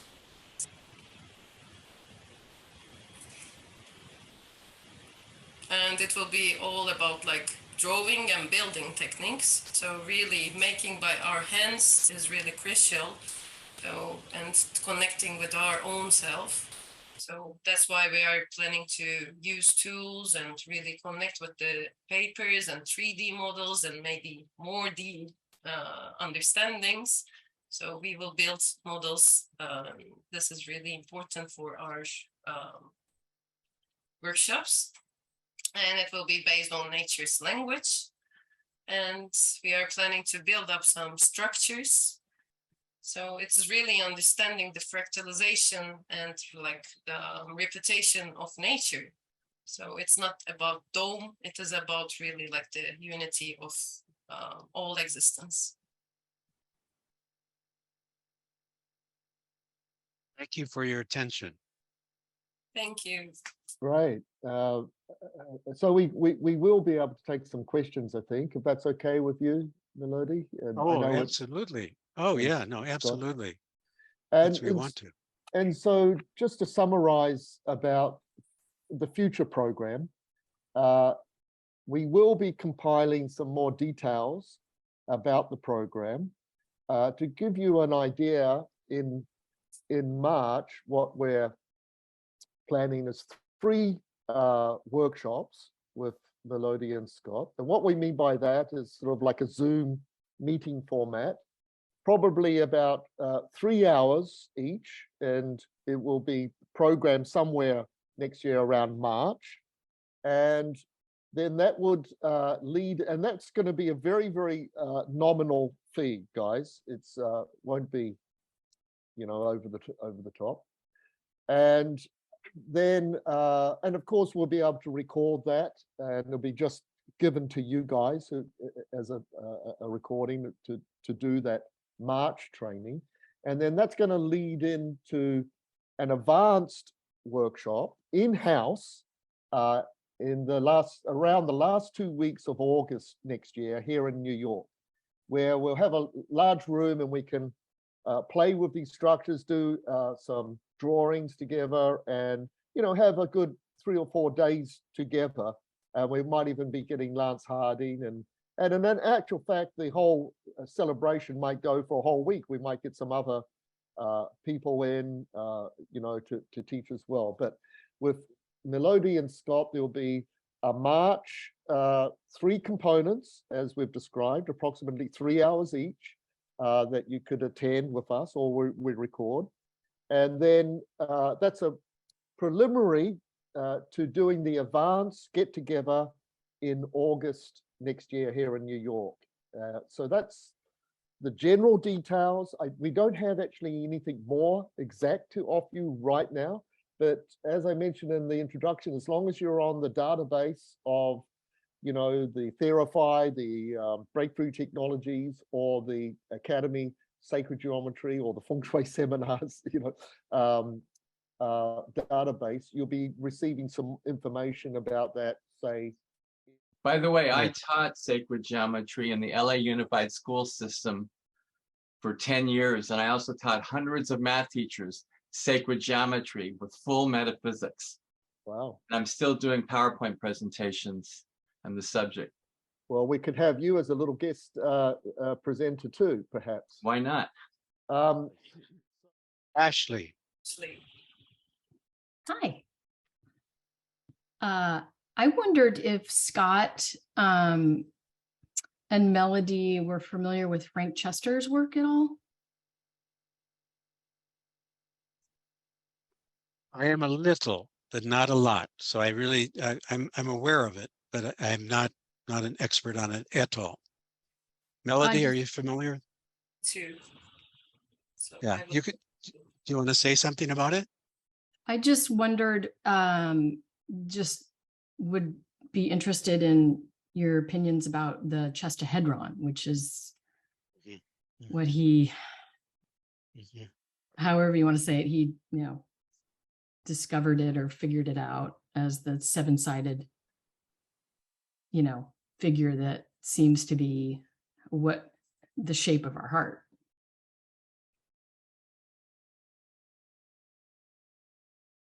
I don't know, but just curious if you had. Well, it's fascinating. I have not studied, as I said, I haven't studied it. I would like to, because anything septenary for me is extremely important. And septenary, any seven like that, that's big time. So yeah, it needs to be studied, definitely. Melody, are you familiar with it? Actually, I think from memory, the part has 7 layers on the outside, 5 on the inside. So you're starting to get into the sort of the golden mean ratio of the heart. I know Dan Winter has commented a lot on the voltage charge of the heart. And of course, from the Taoist tradition, the heart is in the middle of the forces of heaven and earth and a powerful electromagnetic charge. And of course, the great Dr. Cohen, your colleague, has written his book on The Heart is Not a Pump, which is a great book to read as well. So I know, Ashley, that Dan Winter's done a lot of sacred geometry of the heart. We might be able to dig up some of his, we might be up, as I said, next March, we might have some guest speakers as well, just for some very specific topics that we could also complement Scott and Melodi. But actually, I think you have Dan's email, so maybe you can always pick his brain on that. And then just another kind of question about the, I guess, in the end, what do we take, what do we take away? What's the takeaway with this, ultimately for us who have not really studied sacred geometry formally or anything, and also might have a little bit of apprehension with math, which I could say I do. Good question. Well, I think both Melody and I will take a shot at that. Math, and it's unfortunate the way math is generally taught, at least in terms of number crunching. We find that when students are introduced to patterns and structures and relationships, they love it. And so with sacred geometry, we're constantly moving away from just, there are formulas and they're important and all of that kind of stuff. But there's something about doing it in a certain way. The other thing is just a recognition that it seems to be correct that there is an above and a below. It's the whole Hermetic maxim, as above, so below, and as below, so above. But the key that we're trying to introduce here is there's an intermediate level that allows a connection, and that if we use these principles, we can connect the, so to speak, and collapse the opposite, so to speak, to move into transformative states. And again, so I wouldn't be fearful of it, but just recognize that these are structures around us. It's like Plato. If we surround ourselves with harmonic music and beauty, it'll help our souls and we will progress. If we have all of the nonsense and the dissonance and the hatred and all the garbage that goes on, then we have a problem. So we're trying to give something that really helps us transform. We're taking more of that approach in the trainings that we're doing, more the right brain, the imagery, the patterns, and the direct celebration of nature and the cosmos. So Melody, sorry, would you like to comment? Yeah, for Ashley, I really want to say, like, yeah, we are learning math from nature. So that's really connecting from nature. And as Roger mentioned about the left brain and right brain connection, so it is really the sacred geometry is also linking all of them. So I'm mostly about the whole system thinking. So the brain is working with the left and right together. So with building and with hand zones. So it's really connecting with your understanding. So it's not mostly about science or math, but it is mostly about the existence of all surrounding. That was the one that I want to add. Let me add, Ashley, that, and you've heard this before, but the worst thing that ever happened to me for young ladies, girls, ladies, is for teachers to tell them they can never do science or learn math. And it's ruined many, many people, and it's just awful. But another thing I wanted to point out here is that's one of the reasons I'm so happy to be here with Melodi, is that you've got male, female presenting, not just a male talking to you. So there's a kind of balance that naturally happens, and I hope you perceive that. Yeah. And thank you for such good questions. That's helpful. Very helpful. Yeah. And good seeing you again, Ashley. Okay. So any other? Yeah. Scarlett?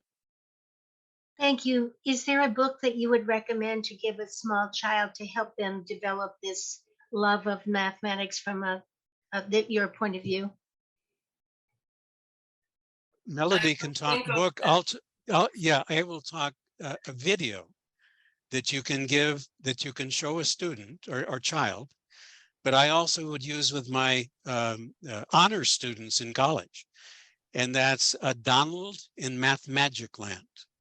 Donald in Math Magic Land is the best to help them really get excited. And I see Samuel, he seconded that. I wanted to add something that the study of sacred geometry teaches people about the interconnectedness and oneness of all life. And it's a way of integrating both sides of the brain. It's a way of introducing androgyny, the straight line and the curved line. The curved line is feminine, straight line is masculine. It interconnects everything. It gives you an understanding of the mystery of life from a linear perspective also. So even someone who doesn't believe in the divine can be introduced into the cosmic connection to the divine intelligence of the creator. It's all in one, intercompassing. It's a direct connection to source. Is that sort of the So it's same just- as the unified field?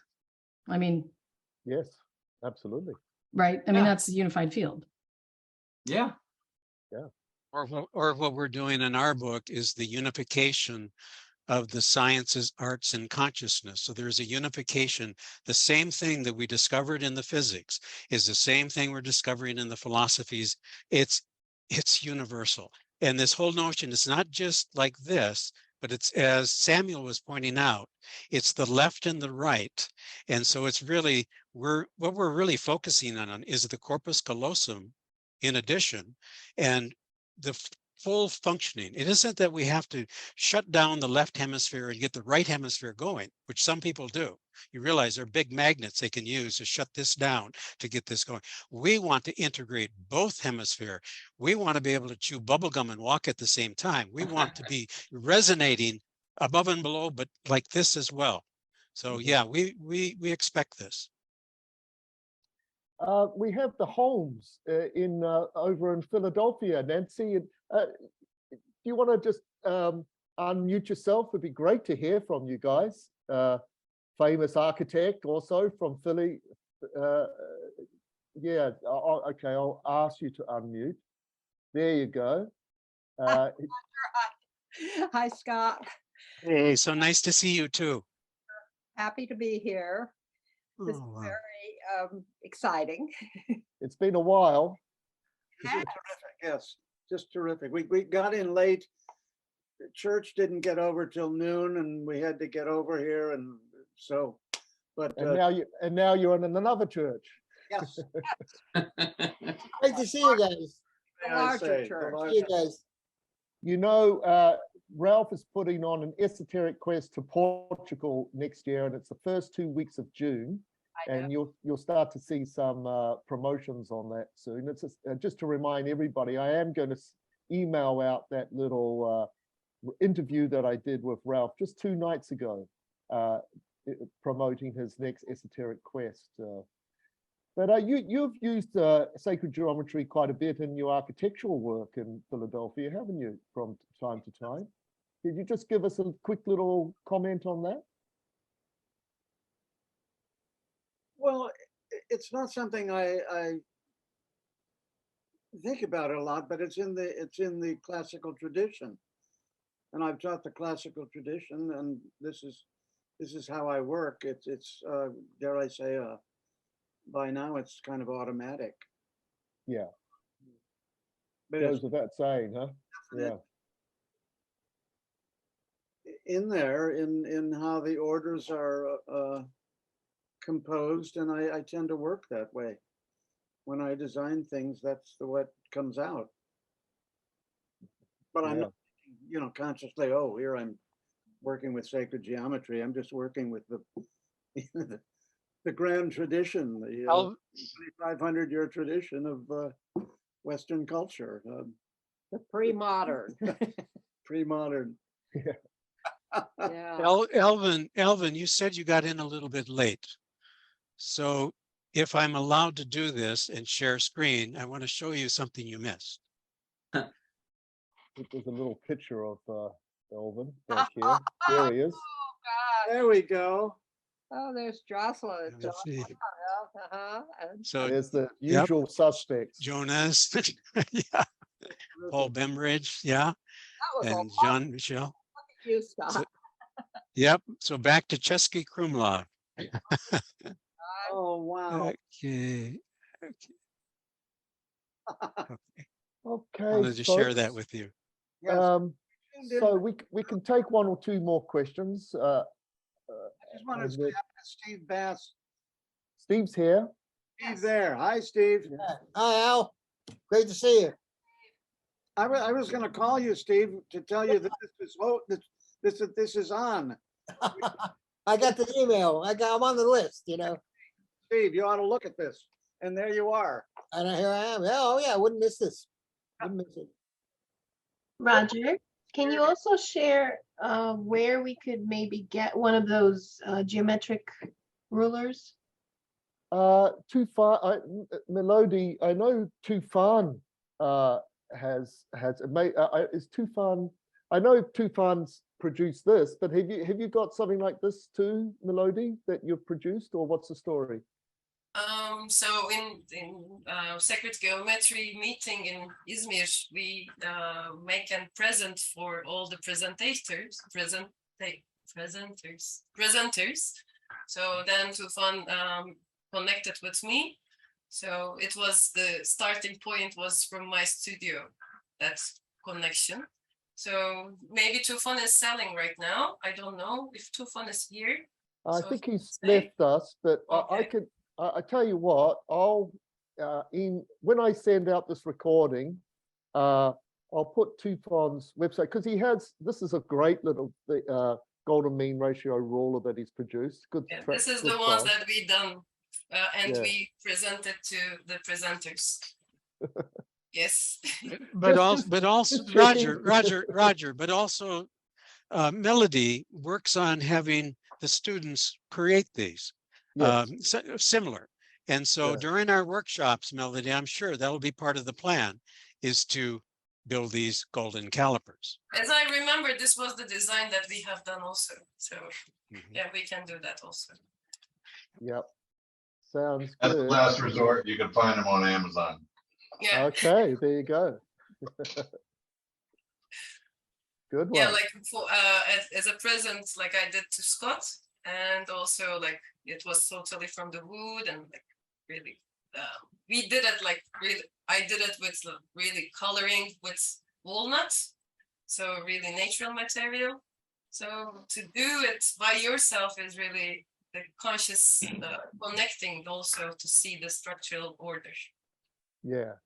Yeah, well, we'll definitely do that in some of the future workshops next year. Somebody, Shirin just put in the chat window, thanks Shirin, that Tufan's website is geometricmodels.com. Perhaps support Tufan rather than Amazon on that one. What do you reckon, guys? So it's just in the chat window there, geometricmodels.com. Thanks for that, Shirin. So, yes, thank you, Roger. Thank you, Dr. Olsen and Melody, for your presentation today. Roger, thanks again for presenting last year's Breakthrough Technologies Conference. That was a great joy. Dr. Olsen's presentation was just mind-blowing. yeah, Dr. Olsen. Irina. Yeah. Okay. Hi, everyone. This was absolutely mind-blowing. The reason why I say that is because I started my journey about 3 years ago just to learn what I lost touch with as a child. And I realized that much of what I've understood right now is that using sacred geometry to the level that I believe is transcendental. Is there, and I'm trying to phrase this correctly, is there a fear or a harm in using sacred geometry to a level that we do not yet fully grasp as to the transcendence of consciousness? Do you understand what I'm asking? So, for instance, in a temple or in a pyramid, we would never sleep, correct? And yet these structures were created with these proportions and geometries that, you know, to this day makes me wonder, are we meant to live in them? Are we meant to transcend ourselves and then go back to our reality? You know, how do we incorporate this sort of level into our everyday life without hesitation or fear, or maybe there is no fear? Maybe, you know, someone might say, well, you don't want to live in an eggshell, right? In an egg shaped, because an egg is the ideal life force, right? But do you want to live in a dome? Do you want to live in a dodecahedron? You know, that's my question to the presenters here today, and what their thoughts are about how to do it to a level where, you know, maybe the architecture is not overwhelming, or maybe the architecture is defining, as Melanie did, you know, sort of shell that is geometrically oriented and material oriented, but also proportion and sustainability.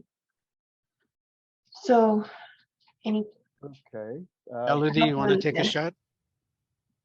Thank you for your question. It was difficult to phrase, but I think I got my point across. I hope I understand.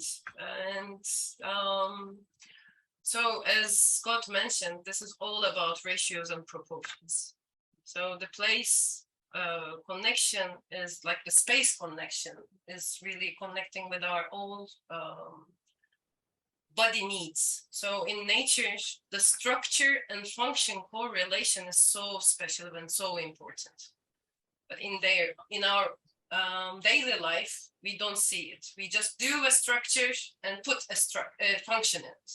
Or we say a function and do a structure for it. But there is no really understanding of the ratio proportions, unfortunately.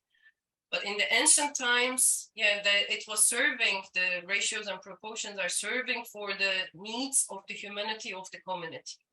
So, and this is also continuing in the temple arrangements right now. And as Jeet said, like they can sleep in temples. So this is really important, like how your body resonates in that places. So this is the connection. And you say another thing about like the fear of space or fear of the sacred geometry using, as I heard it from your childhood connection, which was really important, and I want to dig a bit. Well, the reason why I mentioned it is because as a child, I was looking at geometry. For instance, my first interior design project, I had not even gone into sacred geometry or understanding or even, understood why I was using it, but I was using it in a ceiling confirmation construction. And that sort of spread into a larger level of understanding. Okay, there's something hidden in our forms, right?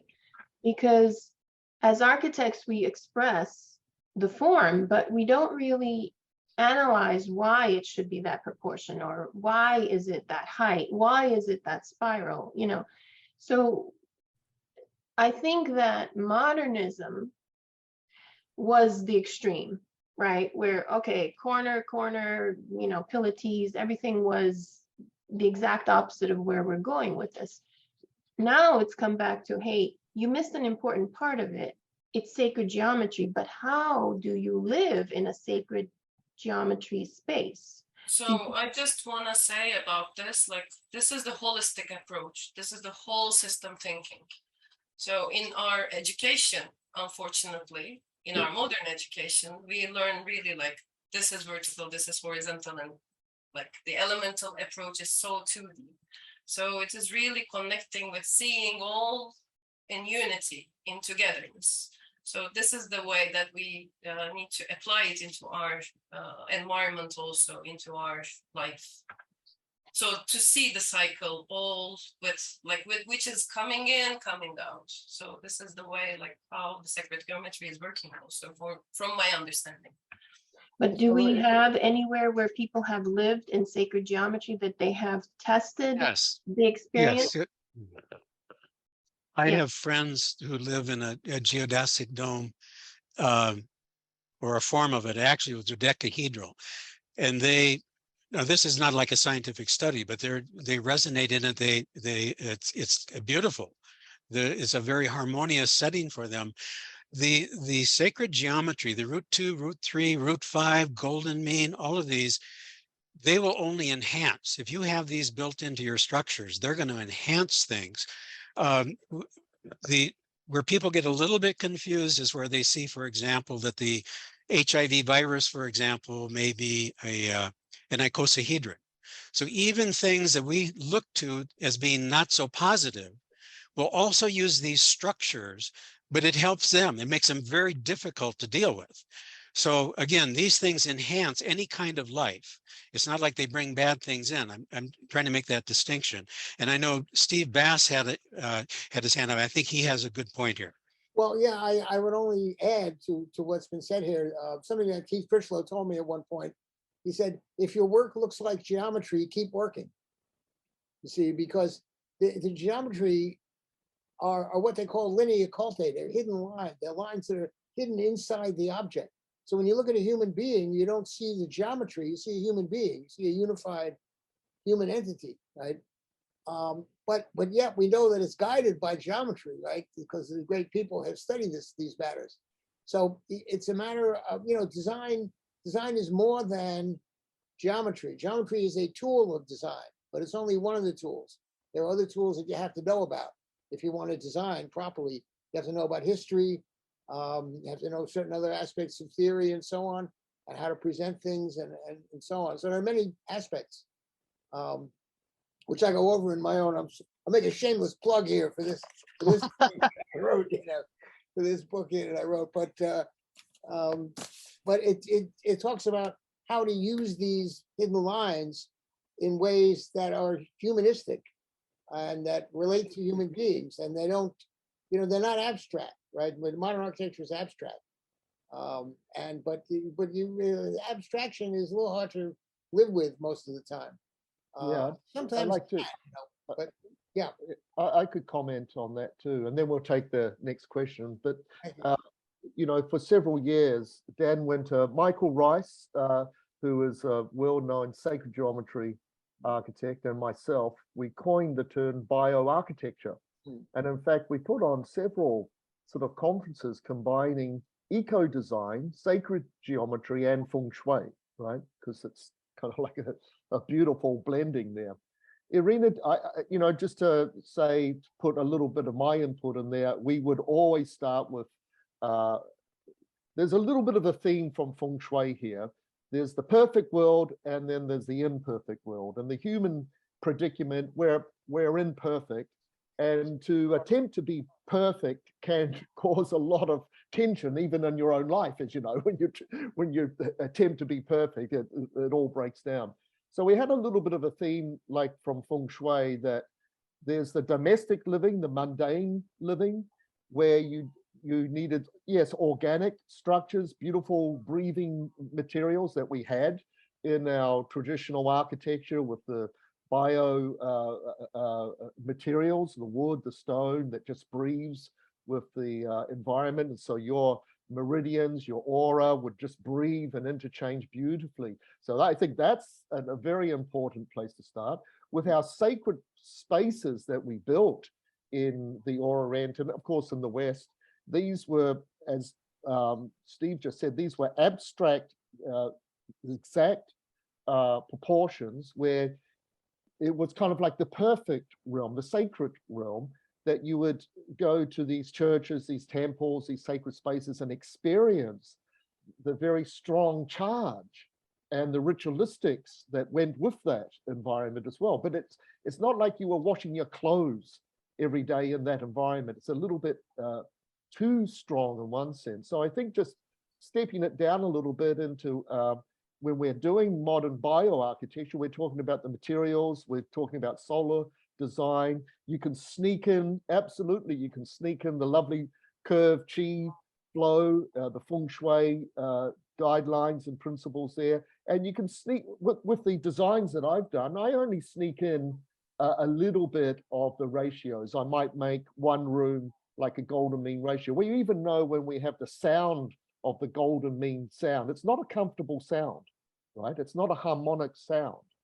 It's so you've got to, I don't know, there's a little room to move here, but I would say also the experience of people living in domes has not always been pleasant, Scott.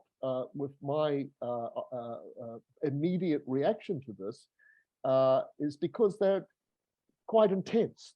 These ratios, the focus of the charge can be quite intense for a kind of like a mundane setting. So when I've worked with communities, I've said, let's make the houses more, yes, we can make them beautiful scaled, breathing with the environment, but we'll make the temple, yes, we'll go to town with the sacred geometry there, because it's a very, very high charge energy you're creating there, that you don't want to live with that all the time. It's sort of too much to a degree, and it's this idea of the sacred and the mundane, this polarity between the imperfect world and the perfect world. So there's some room. So there's an in between, like we mentioned before, yes, that has to happen. It's not the ultra sacred level, but it's also not the mundane level where we're at now with modern architecture, right? Yeah. So thank you for that elaboration, because that was my my concept too as well, is that we're not ready as human beings who have evolved to live in those high temple spaces. And so Yeah, maybe not to live there, but to To- celebrate our right, humanness within our community. right. I think, but anyway, that's my opinion. We're going to move Thank you. on. If there's any other place that I can look for research on these domes, that would be great. If you know. Bucky of any. Fuller, the Bucky Melodi, I would imagine you'll be. Well, yeah, but have they been tested? Have they been? The only testing that you can do is actually with seeds. Okay, if you want to. Yes, that I know. Yeah, yeah, yeah. You put your seeds into those domes and they grow faster and they Yeah. grow more healthier and you'll get more seed germination. Yeah, as that I know. opposed to that. So that's the only scientific measurement we can do, and that's appropriate. And it proves the point. You make those structures, you put your seeds in there, they get charged up, they grow faster, they're more healthier, there's more seed germination. It's hard to do that on human beings because we're complex creatures. I had something to add. I think that the two answers we just got were really very, I agree with them. I think they're really accurate. And I think a mistake, I've been studying sacred geometry since 1976. I studied and did the book with Robert Lawler. I was present when both Robert Lawler and Keith Critchlow presented to one another twice. Back at Lindisfarne Association. Oh, wow. I did the drawings for sacred geometry, which I still think is the best book on the subject that I've ever come across. And I learned a lot from Robert Lawler because I was personally involved with him. And I think the thing that has been the greatest value and which has sort of disturbed me a bit over the years is the way most people approach sacred geometry, which is to make it very literal. And they look at the forms and then they think they need to build buildings like the forms. Yeah. And as you said, you use the term hidden lines, but it's the principles, right? Sacred geometry, essentially the relationships, which are God's way of bringing the formless into the form. And I think what most people do not really understand or even have a way of approaching is how to go directly into the formless. And when we think about, well, to answer your question, Irene, the way I would answer it is, think of the Egyptian temples. The Egyptians were around before Plato. Plato was a student of the Egyptian philosophy. All the Egyptian temples are rectilinear. If one were to read the Temple in Man, which I see, Scott, you have behind you, which is a rather daunting task to begin with, Schwaller de Lubitsch, the author of that book, lays out the anthropocosm, which is the human being be the mediator, which is what you're talking about, between heaven and earth. It's our job to be both heaven and earth. And so when it comes to living in places, or it's quite accurate, I think, that the temple is the place where sacred geometry is used in the highest and most purest form. It's not really appropriate to bring it into every single structure in every way. As you can see in nature too, there are the higher forms of manifestation where you see phyllotaxis and you see the beautiful, actual literal representation of sacred geometry, and there are many places where you don't. So I've almost removed myself from sacred geometry and all that's been going on over the years from the general public, because everybody's making these beautiful drawings and doing all this stuff, but they really don't take that wisdom into their heart, or they don't yet know how to do that. That's my little piece. Well, wonderful. By the way, wonderful to meet you, Charles. We did a few emails there, and thanks for mentioning Robert Lawler. I had the privilege of sponsoring Robert to New York a couple of times several years ago, as you know, and he's still alive in Australia. So I'd like to thank everybody. It's just great getting the community back together again. Melodi and Scott, do you want to just say some final words? Melody? Yeah, we would love to be in this community, to create this community again. As Roger asked us, like, do we have a meeting, like a webinar, or like to be in the community, like to have a interactive talking. So I'm really happy that we choose this way to connect all of you. And I hope to see you in the workshop, which will be more interactive. So hope to see you. Both Melody and I have websites we could share. Mine is very simple, goldensection.expert. A little bit ostentatious, I guess, but and mysteriesoftheamazon.com. Mysteriesoftheamazon.com. And goldensection.expert, by the way, we have over 300 references, 300 references in this book. And so, you can go to goldensection.expert, you can click on it. You can see all, probably about half of the references come up, and you can see the papers themselves. So it's one of the first times we've been able to accomplish that. And it'll have some of the chapters in there as well. And mysteriesoftheamazon.com, that's my work with the visionary artists in Peru and my many, many journeys into the Amazon rainforest to work with the shamans.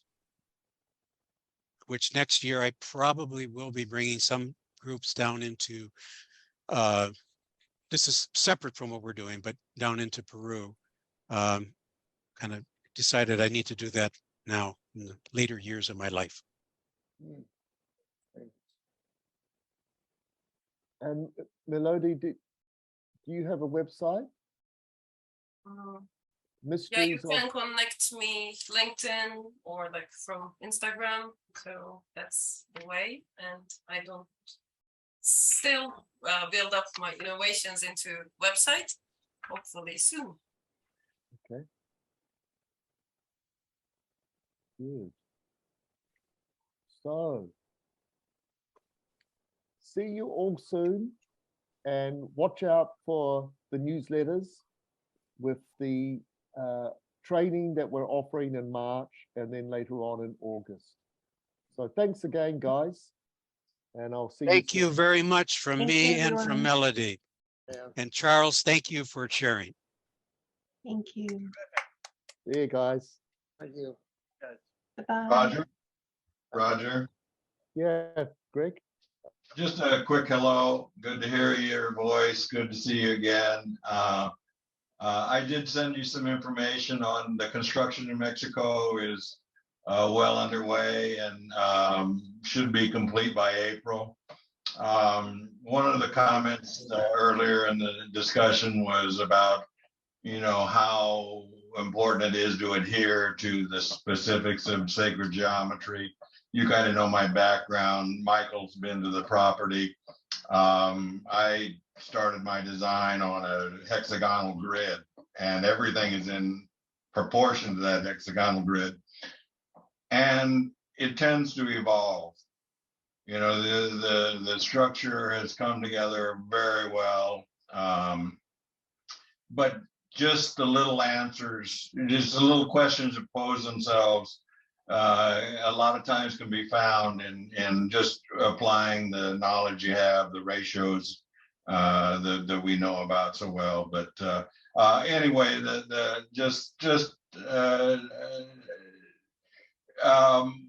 in our last session, I think I posed one question to Michael Rice, and I was concerned about, I was in the middle of the design process, and I was concerned about how, wait, am I using too much steel in the structure? Am I doing this right? Am I doing that? And he had a great response, and it was, is somebody going to enjoy the space when they walk into it? And the answer was, yeah, I think they will. And a simplification of, it can get very complex in trying to understand all of the mathematics, all of the knowledge there is out there to to be understood. You know, is it completely necessary to understand it all? In my opinion, I'm the kind of guy that I'm practical, hands-on, go out and do it, blind faith, apply the knowledge I've got, and then let's live with the result. Yeah, good attitude, Jeff. Greg, good attitude.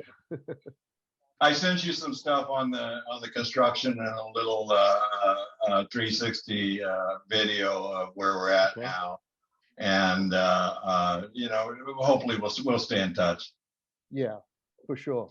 I'll give you a call maybe tomorrow. Okay. Yeah, be good to catch up. Yeah, I would. Okay, so I'm going to say goodbye to everybody, and we'll sort of stop it there now.